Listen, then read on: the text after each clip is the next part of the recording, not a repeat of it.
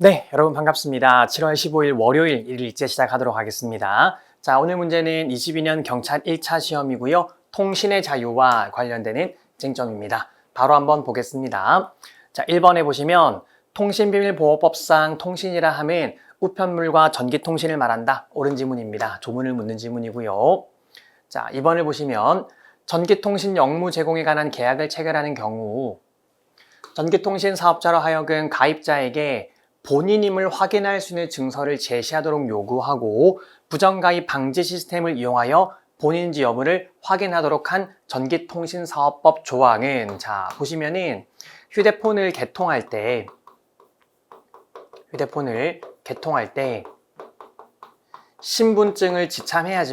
신분증을 지참해야지만 개통이 가능한 사건입니다. 요거 우리 강의 때도 많이 했었던 건데 신분증이 있어야지만 개통을 할 수가 있고요. 신분증이 없으면 개통을 할 수가 없습니다. 그러니까 내가 신분증 없이도 좀 익명으로 자유롭게 통신을 하고 싶은데 그 자유롭게 통신을 못하게 하니까 이 사안은 익명 통신의 자유가 제한되죠. 익명 통신의 자유가 제한됩니다. 그러니까 자유롭게 통신하는 걸 규율을 하고 있으니 익명통신의 자유가 제한되고요. 그 다음에 나에 관한 이런 신분증에 수록되어 있는 개인정보를 수집하니까 개인정보 자기 결정권도 제한을 합니다. 요거 두 개가 제한되는 거죠. 그런데 신분증을 지참하고 와야지만 개통을 해준다는 것일 뿐 국가가 나의 통신의 내용을 들여다보겠다는 것은 전혀 아니죠. 그래서 이 사안은 통신의 비밀은 애초부터 제한도 하지도 않습니다. 여기 중요한 포인트였습니다. 통신의 비밀은 제한도 하지 않는다. 그래서 이 사안은 통신의 비밀을 제한한다 라고 했으니 틀린 지문이 되고요.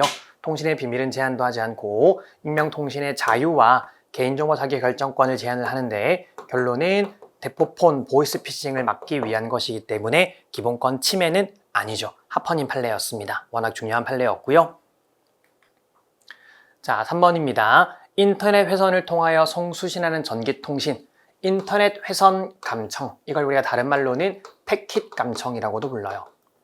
예를 들어서 미래인재 경찰학원에서 SK 브로드밴드를 쓴다고 하면은 이 미래인재 경찰학원에 자주 출몰하는 간첩으로 의심받는 갑이 있어. 그럼 지금 얘가 어떤 통신하는지 보기 위해서 미래인재 경찰학원에 이 SK 브로드밴드 패킷을 전부 다 감청한단 말이죠. 그런데 감청을 할 거면 갑에 대한 것만 감청하면 되고 나머지 사람들 거는 감청할 필요가 없고 혹은 불가피하게 이 미래인재에서 흐르는 SK 브로드밴드 모든 인터넷 회선을 감청했다고 하더라도 그 이후에 갑과 상관이 없는 정보들은 폐기를 해줘야 될 거잖아. 그런데 갑과 상관이 없는 정보들을 어떻게 처리할 건지에 대한 규정을 전혀 두고 있지 않습니다.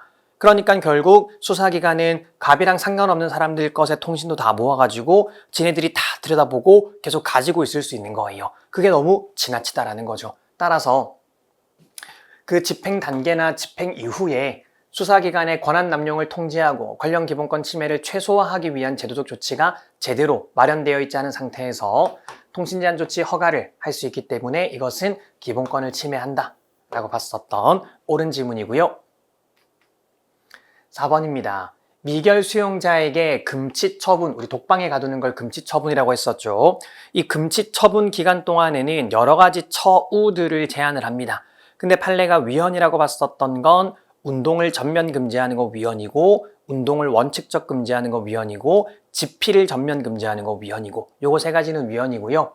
금치기간 중에 서신수수와 접견과 전화통화를 제한하는 건 이 금치기간 독방에 가두는 건 길어야 30일입니다.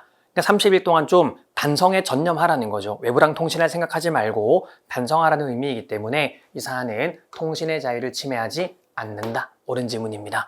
따라서 오늘 문제 정답은 2번이었습니다. 자, 오늘도 고생하셨고요. 저희는 내일 뵙겠습니다. 수고하셨습니다.